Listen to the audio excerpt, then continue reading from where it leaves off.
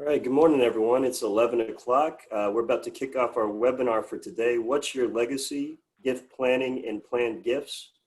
I'm Brian Meyers, Planned Giving Officer with Church Health, and it's my pleasure this morning to invite first Ms. Ann Langston, a Rushmorean member of Church Health staff, who will kick us off with a little intro.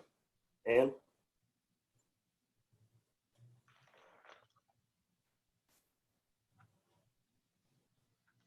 Ann, you're on mute. I hate to tell you this. Yep, thank you. Welcome everyone, and thank you for being here, as well as to our presenters who are going to have great words of wisdom for you today. This is all about planning and thinking today, not about what you need to do this afternoon, but what you need to be doing on a regular basis. And that is thinking about what you want to do with those assets that you've accumulated, those that you might accumulate, your family, your friends, and those things that you care most about in the world that you would like to support, whether it's with a planned gift now or a planned gift after you leave this earth. So we want to talk and get you focused today on thinking about planning and looking at what the opportunities are, but more importantly, to keep it in the forefront of your mind.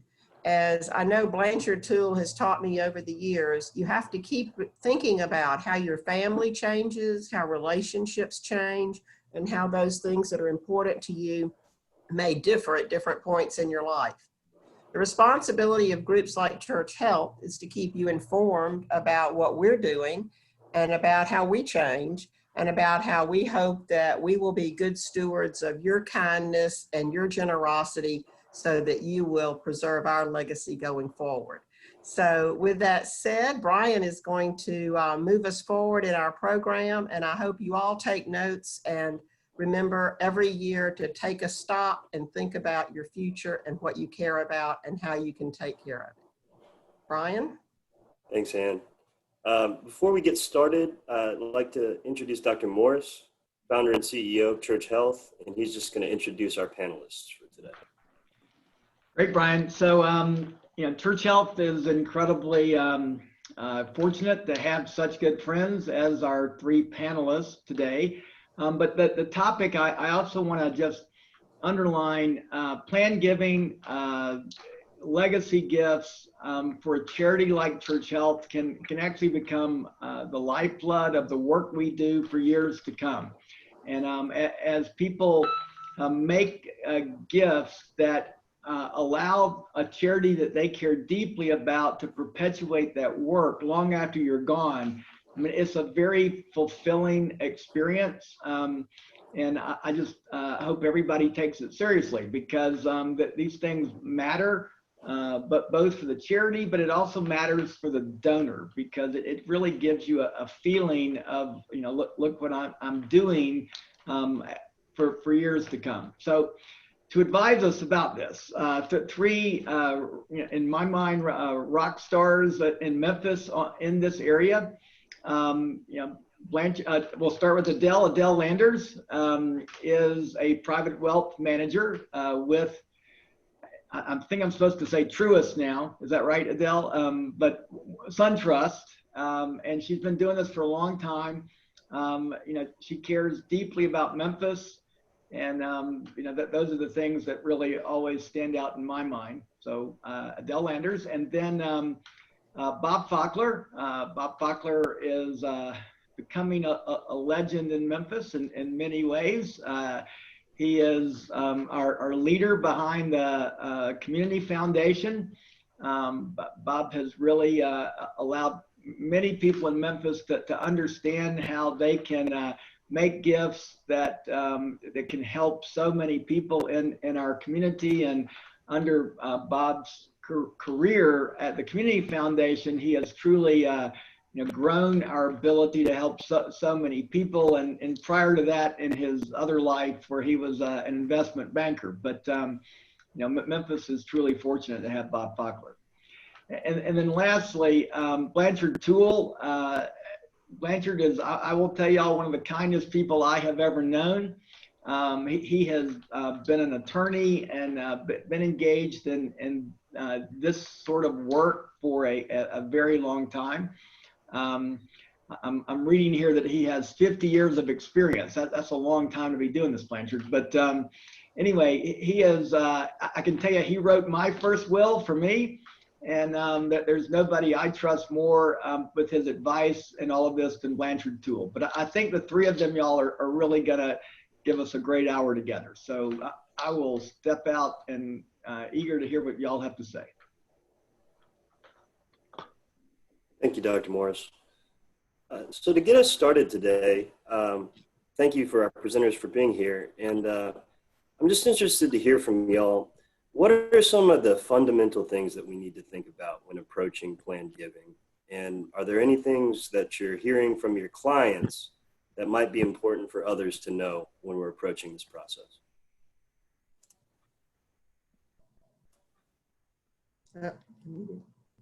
Hey, Brian, it's Adele. Hi, Adele. Are you okay? I can. Good. If you'd like, I'm happy to sort of kick off and first, thank you for the opportunity to participate, especially with Bob and Blanchard. But I really like the overarching theme of this webinar and put it so simply: planning and thinking. And in the work that I do with SunTrust Wealth Management, SunTrust now Truist, we take a team approach in working with our individual and family clients toward the goal of financial well-being. Okay, as a wealth advisor, I sort of run centering point for the team and lead a group of highly credentialed technical experts. That to say, I am not the technical expert, but I am very much engaged in the planning and thinking through some of the most important issues that our high net worth individuals and families face. And we take a financial planning approach in managing that process. Invariably, charitable intentions is one of the top issues that we're solving for, that we're working on, that we're drilling down to understand. And along the theme of planning and thinking, I tend to put things in the simplest form myself. You know, if you're going out and getting ready to you resolve to run a marathon, you don't wake up and the next day run a marathon, right? There's a lot of thinking, a lot of thought, a lot of planning that goes into that. By the same token, another maybe tacky analogy, taking a road trip across the country, maybe to Mount Rushmore. I didn't know Ann was a Rushmorean member of Church Health. You take the time to think through, make a decision. Am I gonna make the trip across the country? You make that decision and then you plan out and plot out your route, and you look toward what resources are available to manage through that route, to identify, are there detours, are there pitfalls, are there any kind of barriers that will get in the way of meeting your ultimate goal. So I know this particular topic can get pretty complex. And as an advisor, what am I seeing, hearing, and reading? Well, I like to focus more on what are my clients thinking, saying, and doing. And I think the most important element of the work that we do is guiding individuals and families through this planning process to answer the question, once you have resolved to supporting church health in a meaningful way during and beyond your life, how do I achieve that? What is getting in the way of acting on that intention? And I think that's where we do our most meaningful work. So financial planning and thinking. And I like to consider myself a thought partner. I like to consider our team a thought partner in that process. And I say process, I'd like to emphasize process because the planning process has a start and a middle and almost no end until such point in time as you pass this life into the next. And even beyond that, if you are working with the right team, both an advisory team within your financial arrangement, whoever it is you work with, and a team that will collaborate with your outside professional advisors, attorneys, CPAs, etc. So I would love to hear from Blanchard and Bob, and I'd like to sort of, if I may, pass the baton to Blanchard after sharing 2 recent conversations with clients. The first idea that we've tossed around is have a client who had planned to employ a stretch IRA, and I don't want to get technical, but suffice it to say that's not an option anymore. So one of the alternatives that we're thinking through and working to get this client's attorney involved with to also think through is, why not name a charitable remainder trust beneficiary of an IRA where the charitable remainder trust language allows for a stream of income to be paid to the intended beneficiary during that beneficiary's life. And once that beneficiary passes away, naming Church Health as the remainder beneficiary.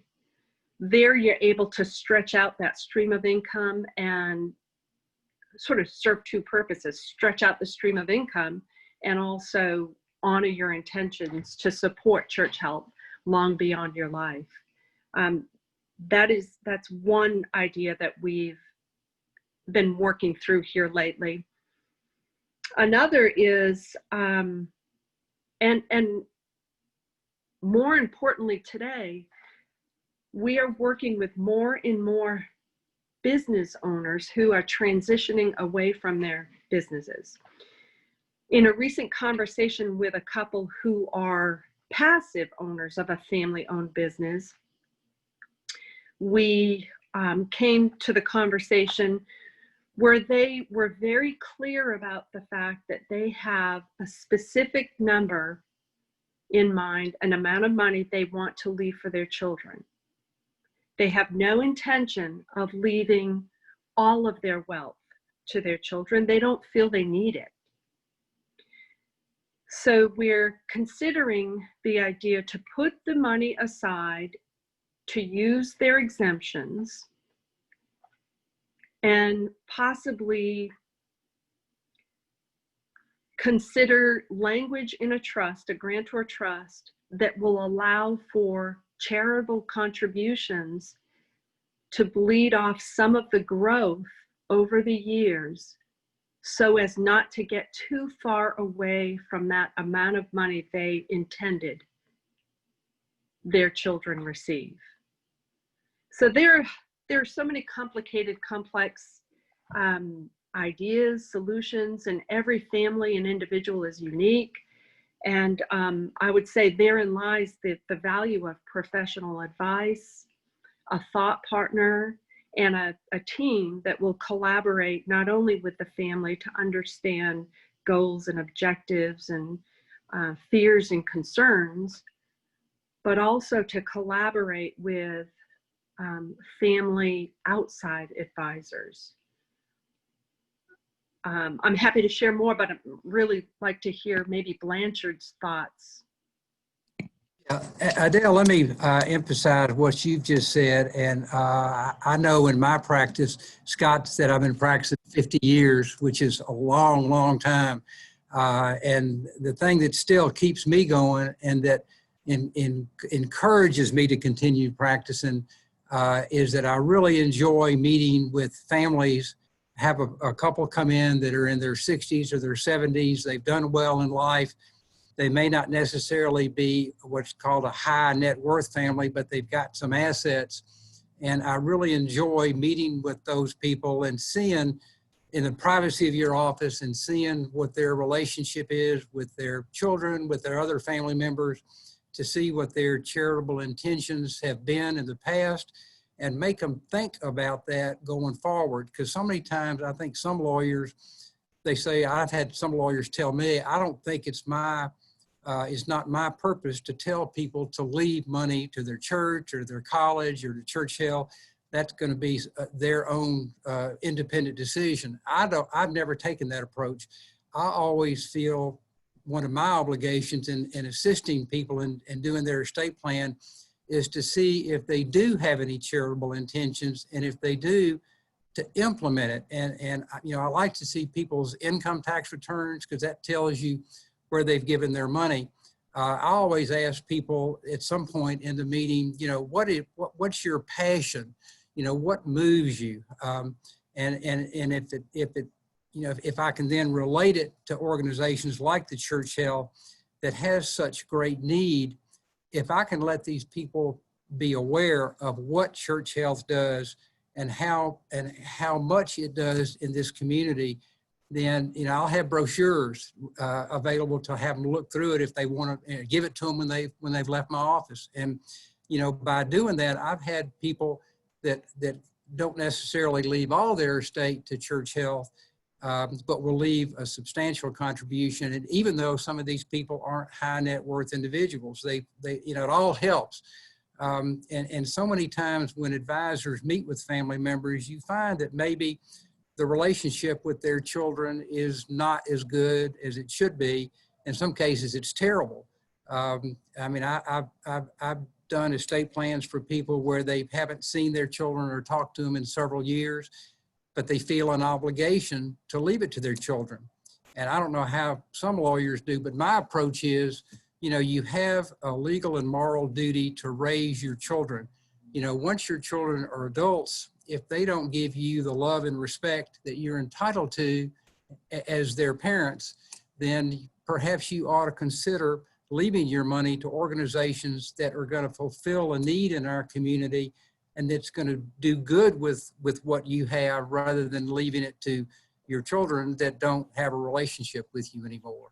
And, you know, by the time you spend an hour to an hour and a half talking to people about their assets, about their family, and about what their goals are after their death, then it ties in to having them usually agree, if not leaving all of their money to charitable organizations, at least to something that does move them.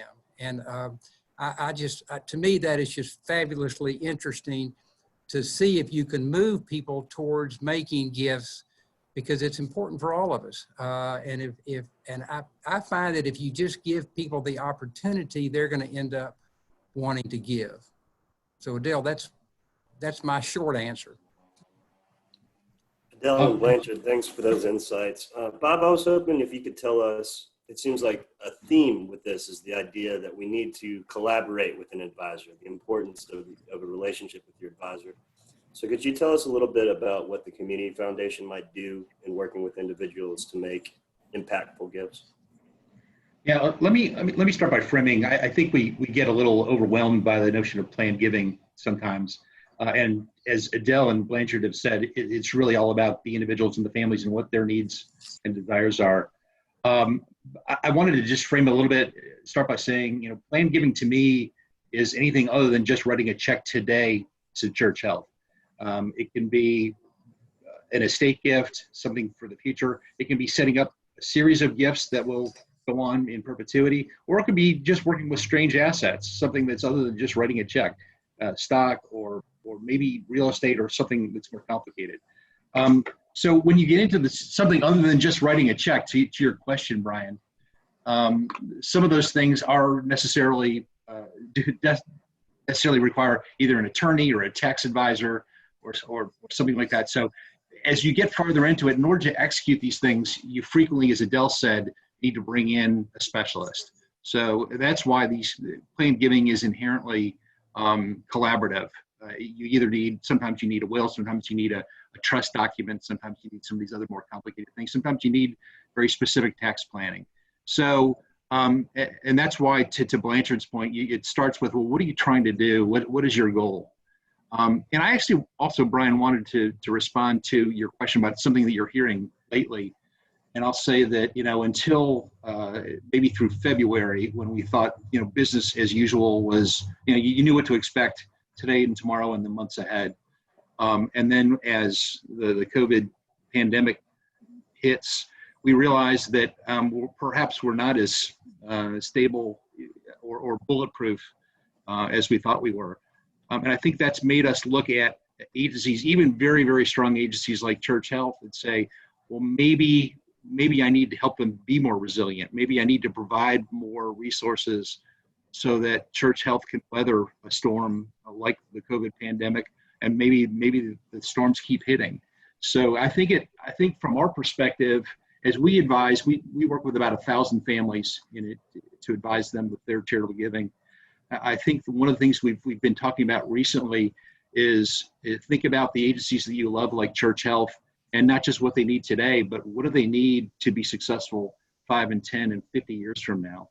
And then again, as you contemplate those questions, that's when you need to pull in an attorney or a tax advisor or a financial advisor.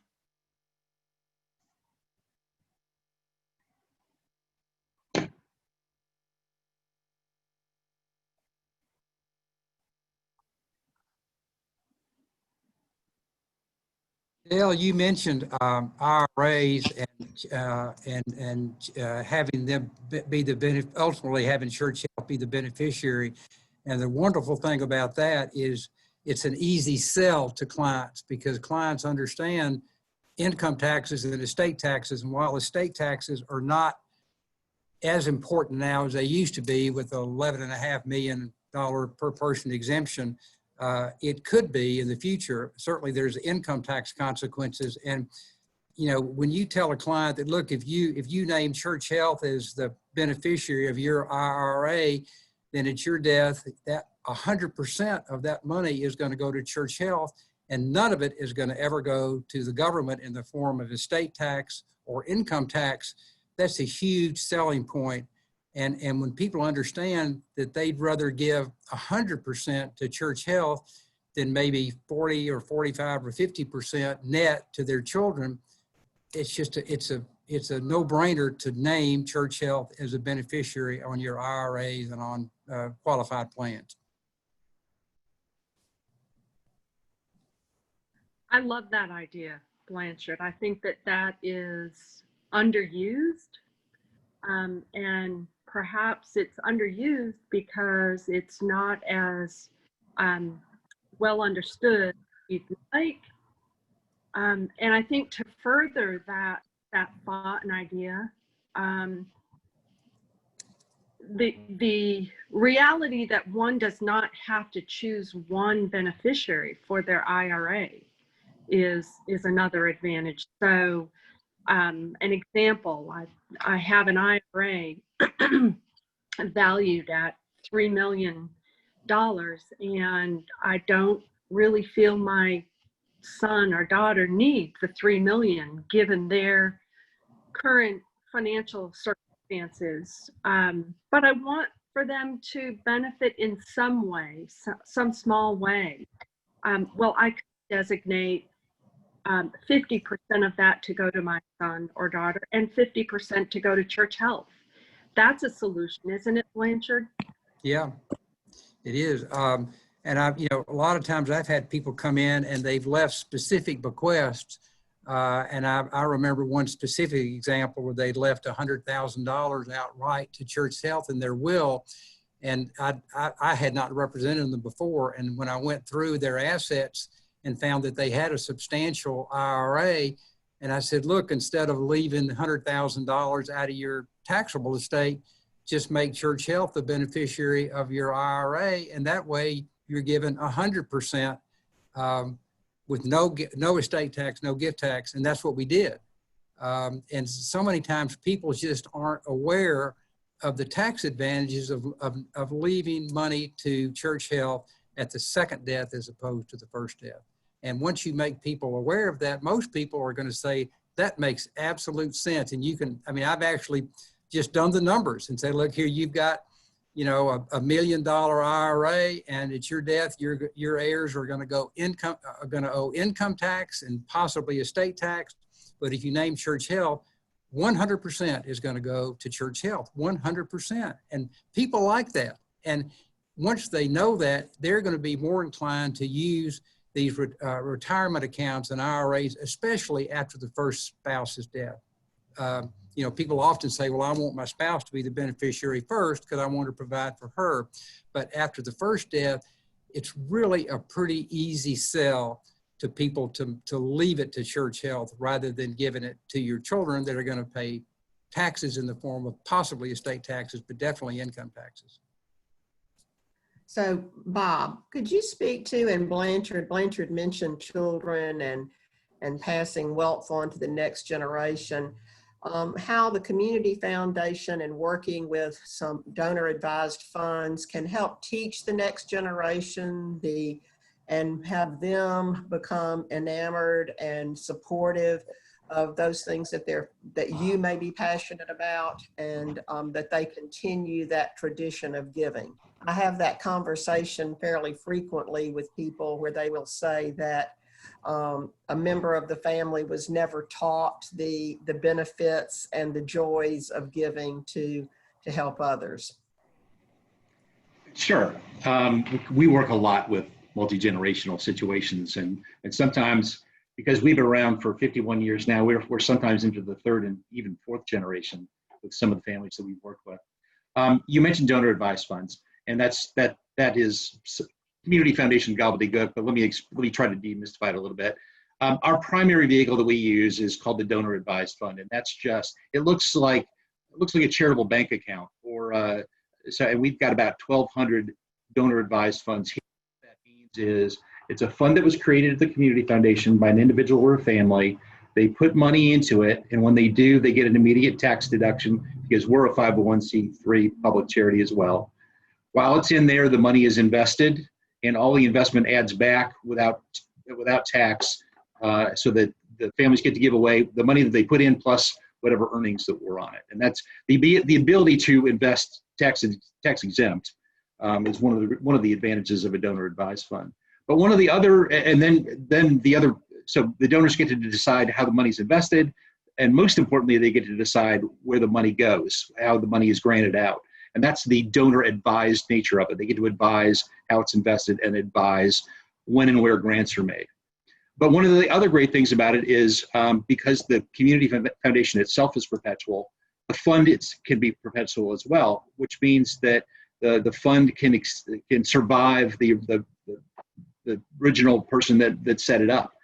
So we allow infinite successor advisors. So if a family, if a husband and a wife creates a fund here, they can name their children as successor advisors so that when they're no longer around, the assets that are there are still invested, and their children get to decide where the grants are made in the future. And again, we're into multiple generations of that. But that also begs, as you said, Ann, it sort of begs having the discussions with your family about what's important to you. And sometimes, in most cases, for successor advisors, the parents just leave the funds to their children. Their children can do whatever they want with it. Sometimes we've had very structured conversations, and we're doing that more and more about family values and kind of what the family wants to do with its wealth. It's been particularly important, by the way, when the second and third generation is no longer in Memphis. There may be a significant charitable fund here in Memphis, and the parents were here, and parents raised their kids here, but the kids are now somewhere else. And the kids may or may not have to give the funds away in Memphis. But what I was going to say is sometimes the parents just rely on having those conversations and rely on the good nature and the values that they've passed on themselves to their children and grandchildren. And sometimes they can put strings on it. Sometimes we have one case where a family, it was actually fairly fortunate for Memphis. The parents were here, the children were not here, but the parents said, these assets will survive, but I really want these funds to always be spent in Memphis for the good of Memphis. And that's one of the advantages of a donor advised fund, by the way, because you can set up that kind of perpetuity and that protection that the original donors want. But it does allow future generations to learn about philanthropy and to share their family's legacy. Could I mention one other thing about IRAs? I know we're not trying to get technical here in this talk, but I do think it's important for people that may be listening in to understand this about in what's called inherited IRAs. I've always called IRAs and retirement plans, pension plans, I've always called them illusory assets, because your clients come in and they say, well, I have $1 million IRA. And I tell them, you have $1 million IRA, but the government owns part of that in the amount of 30, 35, maybe more %. And at some point that money is going to have to be paid to the government. So you really don't have $1 million IRA.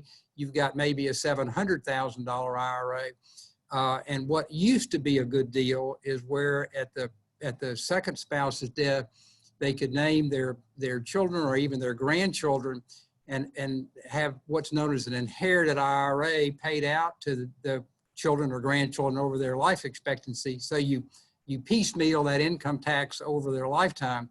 Well, Congress took away that plum in January of this year.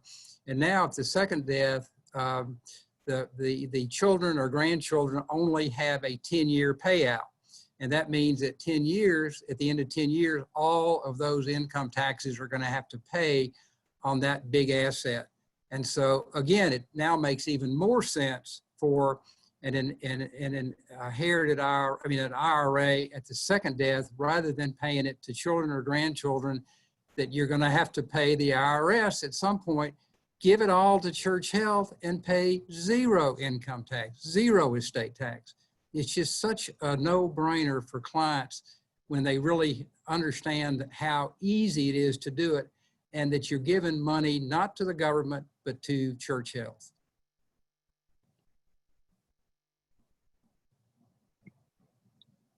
Blanchard, I love that phrase, asset. I've been in this business for a little while. I've not heard that, but it's really, it speaks volumes to the reality of qualified money. And I think that sort of expresses the value that you bring to your clients in helping them to see these things in different ways and understand them more clearly. And I think there's so much value in partnering with a professional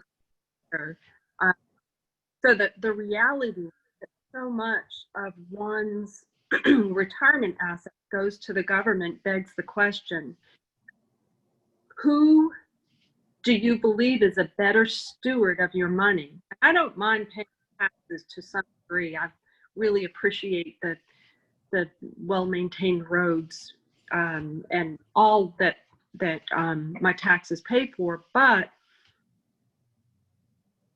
I do believe that church health would be a better steward of my money if I had the choice. So I really like that term. I might use it if I have permission. You can steal it, Adele. Thank you. So and I'll just, to emphasize what you just said, again, I think if anybody goes down to the church health in Midtown and takes a tour like I've done with Ann, if you take a 2-hour tour with Ann Langston or Scott, and when you get through, you know that 100% of your IRAs and your retirement monies are going to be better spent and help more people by giving it to church health than ever giving it to the federal government. I'm sorry, that's truth.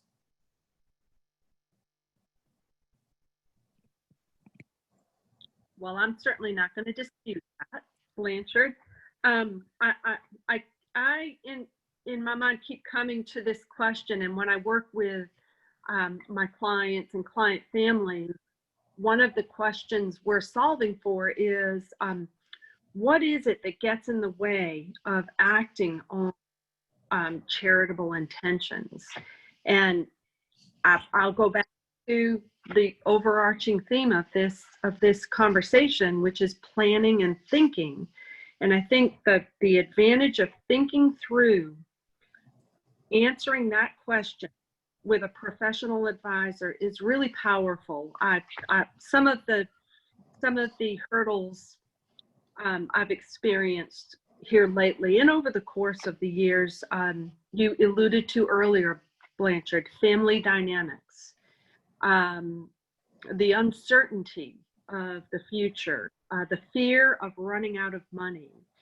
I think that planning is the foundation that answers all of those questions. And I love, Bob, I love what the Community Foundation does for families who want to kind of get their toes wet, dip their toes into this world of charitable giving, to be able to craft a plan with the advice, the expertise of your team is such a gift. And for Church Health to benefit from that, I feel there are so many resources here in the community where those intentions can be honored. Y'all, can I just ask what y'all think the impact of COVID and the world we're in right now will be on planned giving over the next year or two or even 5 years? Well, I'll jump in. I mentioned in my intro that I think that as people are less secure about their own financial futures, I think that they're also seeing that the agencies that they love and care about are certainly less secure. So I think that people will stop and think a little bit more and think about resiliency. I think we're going to hear the word resiliency a lot in the months ahead. Resiliency is about not just surviving today, but surviving well into the future. And I think that we're certainly having more conversations with our donors about what they need to do to be more proactive, looking ahead to support their favorite agencies like Church Health.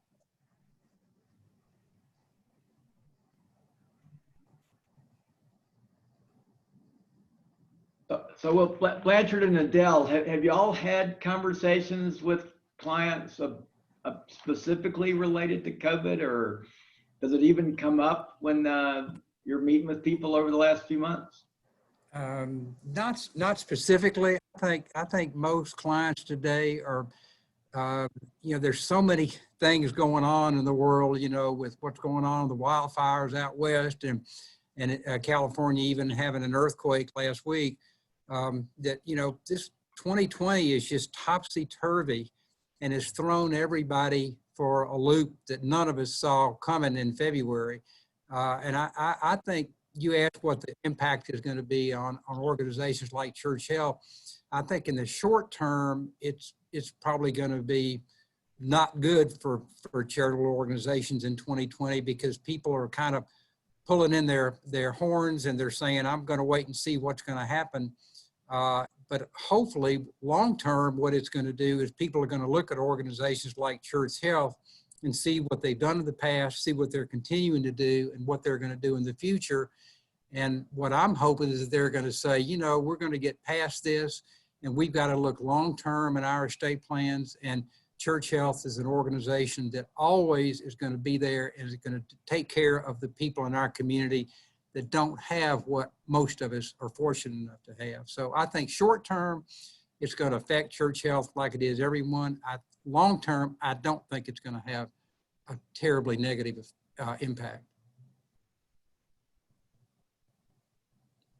Dr. Morris, interestingly, my team and I are having more conversations focused around risk management and insurance here in the past 5-6 months. And it seems as though more of our clients are questioning mortality here in the face of COVID and the uncertainty of, that it presents.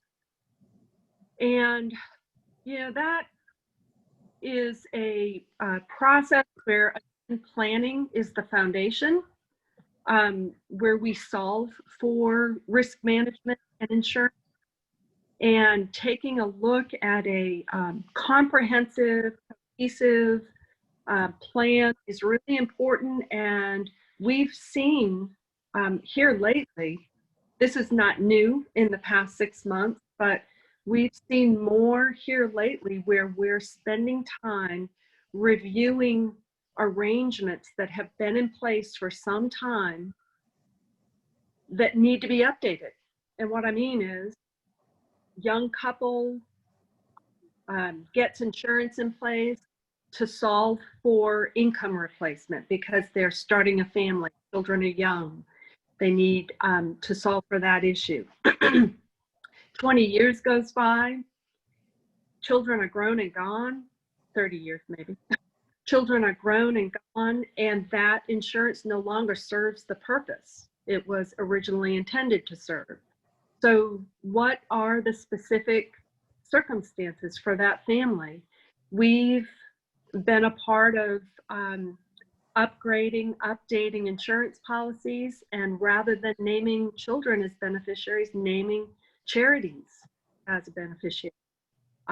So we are having far more conversations. They take a variety of approaches, but all seem to be focused on a certain number of issues, and charitable intentions happens to be one, and it is a theme that continues to come up, and it's best addressed through planning and thinking through some of these opportunities. So, not to wax too philosophical, theological here, but Adele, you brought up the issue that this whole topic is very much about our mortality, and people struggle to be even willing to talk about that. So, I mean, how do y'all deal with that with people? I mean, it can't just be all matter of fact. So, no, it is not all matter of fact, and you're right. People struggle with that. And I've seen some success in grappling with that issue with clients who are willing to, number one, partner with a group of advisors, professional advisors, and number two, I'm sorry to sound like a broken record, but taking a comprehensive, cohesive approach toward addressing some of these issues. And mortality happens to be one of them that is not necessarily labeled mortality, but we address it by way of looking at our clients' wealth beyond their life. So rather than having the conversation centered around, well, you're 95 and statistically you will not be here in another year or two. Rather, what are your hopes and dreams, and what are you passionate about, and what would you like to honor in that beyond your life? So focusing in 20 years, because the money will carry out in 20 years if the planning and solutions are prudent. Does that make sense? It makes perfect sense. And the thing that I've been for years now fully enamored with the whole idea of an ethical will, where what can I pass on to my children that's not about the money, but helping them to understand the things that I care about and that I believe in and that I want to support. And for me, even sitting down on a regular basis with your children and your grandchildren, to be able to say, this is what's in my will, not so much where the money's going to go, but this is what I want you to know about me, or your, my spouse, your grandparents. And, we want to pass this on to you so that you can grow on that and sustain that. I just I don't think we do enough of that. All too often, you know, whatever mom or you know, granddad, you know, cared about, it gets lost at some point. I just think Scott, a professional advisor can help in that in a big way. I think your comment about ethical will makes a lot of sense. And I've actually had clients ask me to put language in their wills that says something to the effect that, you know, I love my children, I love them all, and I want to give them as much as I can. However, I do feel an obligation and a desire to leave something to church health, and I'm going to leave whatever it is to church health because I believe in their mission, I believe in their works to continue, and it has not, the fact that I'm making this bequest doesn't mean I love you less. It just means that I am committed to doing something at my death other than just giving my money to my lineal descendants. And I always like to talk about mortality with your clients and tell your clients that, you know, we're the only animals that in the world that realize that there's a birth and a death, and we're the only animals that know we are going to die, and we're all going to die. And the important thing to decide in our wills, which would be the last thing we ever do, is do we want to do something important that's going to have an effect after our death? And I think that has an impact on people. And I think in the privacy of your office and meeting with clients, if you can make them focus on that, and even if they don't make a decision that day, they'll think about it. And most people, when they really think about it, if they're people that have been charitably inclined in the past, they're usually going to say, I'm going to leave something to church health or another charity. Yeah, and I'll add in that I think what we're really talking about is legacy, that when you contemplate your own mortality and realize you're not going to be around forever, what do you want your legacy to be? And this conversation is naturally sort of centered around money, but legacy is obviously far deeper than just money. Your most important legacy is oftentimes your children and the other people that you've touched. But sometimes it does come down to money, and sometimes the tools that we have available to us can actually work for you, as Adele said, for years and years and years. Let me tell just one quick story, and it's not specifically a church health story, but it's a wonderful Memphis story. There was a woman named Theodore Tresvant-Neely, and I've been fortunate enough to run into people who knew her, but she passed away actually in the 1960s.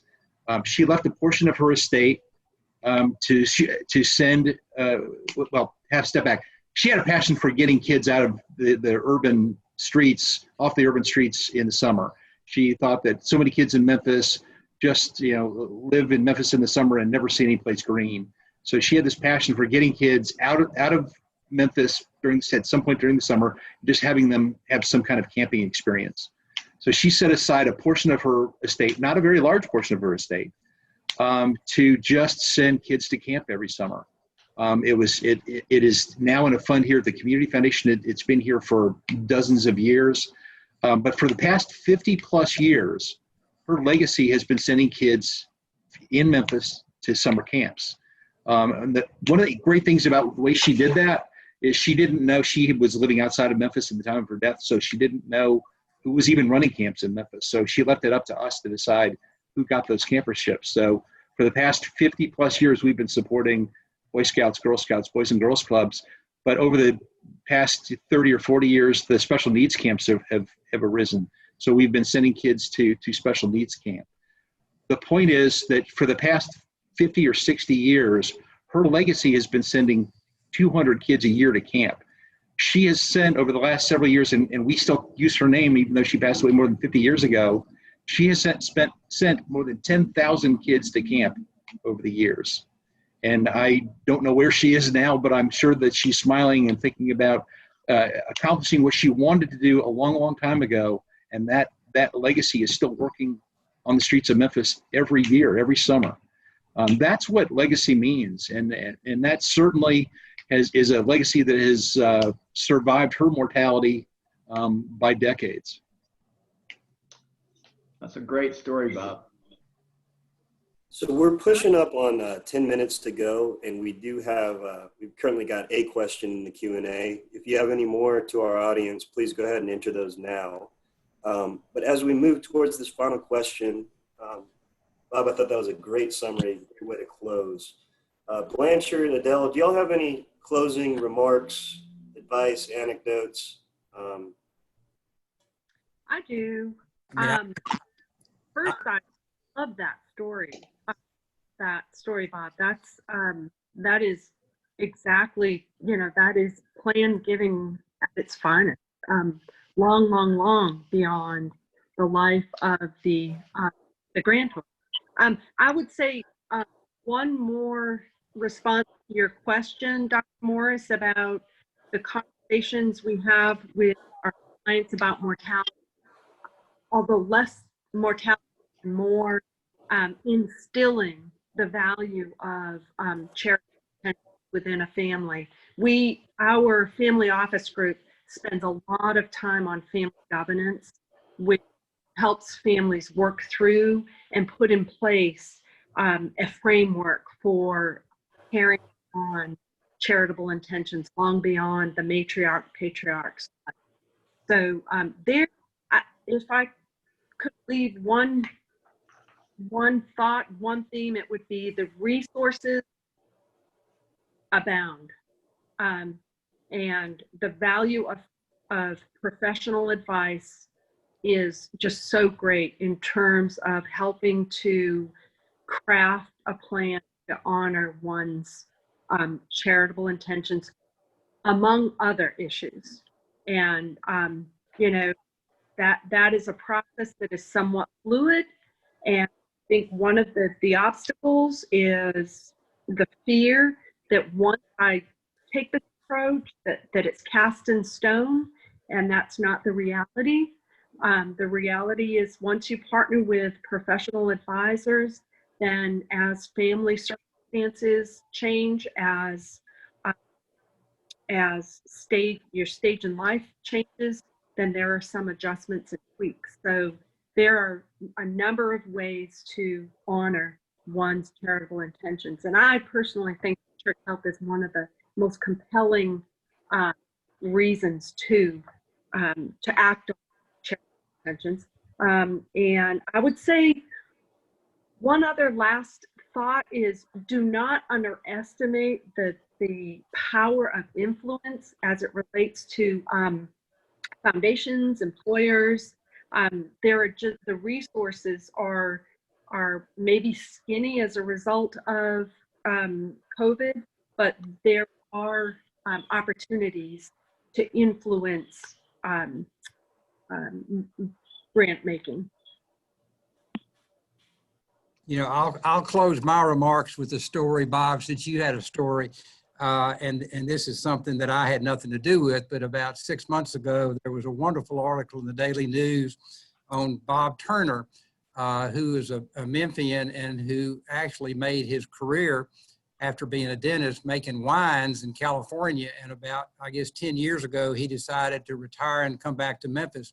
And for the last several years, he donates 1 day a week to going into the dental operatories that the Church Health Center has at the old Sears Tower.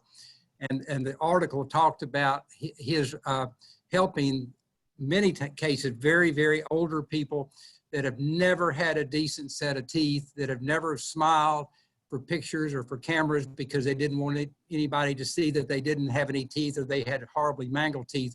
And the story of an 85-year-old woman that he gave her a brand new set of teeth. And she said, for the first time in my life, and she was 85 years old, she said, I can smile and I love life right now at 85 years old. And Bob Turner has told me that his work at the Church Health Center is one of the most moving things and the most important things that he has ever done in his long life. And he said, I'm going to continue to do it as long as I can because he knows he's making a difference. So Blanchard, that's a wonderful story, and he has put so many smiles back on people's face. Dr. Turner ends up doing very, very complicated dental procedures that his expertise, goes beyond what a general dentist is actually able to do. And it is a great way that he gives back, and he creates his own legacy there, right? Because it's, all these people who leave here with a smile on their face, they're not all 85. It is all part of doing exactly what Bob was talking about in terms of creating a legacy that matters. And it doesn't have to just be about money. It doesn't have to just be about money. For an 85-year-old, it's about teeth. Yeah, there you go. Yeah. I want to thank all our presenters and our panelists, and get to this one question in Q&A. I'll go ahead and pose this to the panel. I currently make donations to numerous organizations throughout Memphis, about 20% of my annual income. With that said, I have a small income as I work in the not-for-profit arts world. Is it recommended to continue to donate 20% now, or to set a percentage aside in an account, a donor advised fund, that lists beneficiaries? I guess that Great sounds like question. I guess it sounds like it's to me, right? To start with, I don't think that there's any answer to that question that's sort of one size fits all. I think that it requires some sort of one-on-one discussion, as we said when we started.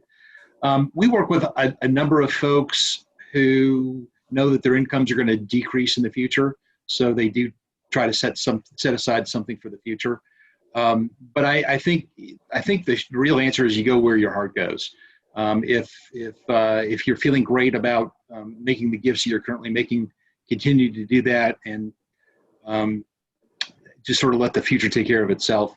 But we have worked with a number of folks. We actually worked with some fairly wealthy folks who realized that at some point their income was going to decrease, so they did start setting aside basically a charitable nest egg, set aside some funds that when they retire and their incomes drop, that they do have some funds to continue their charitable giving.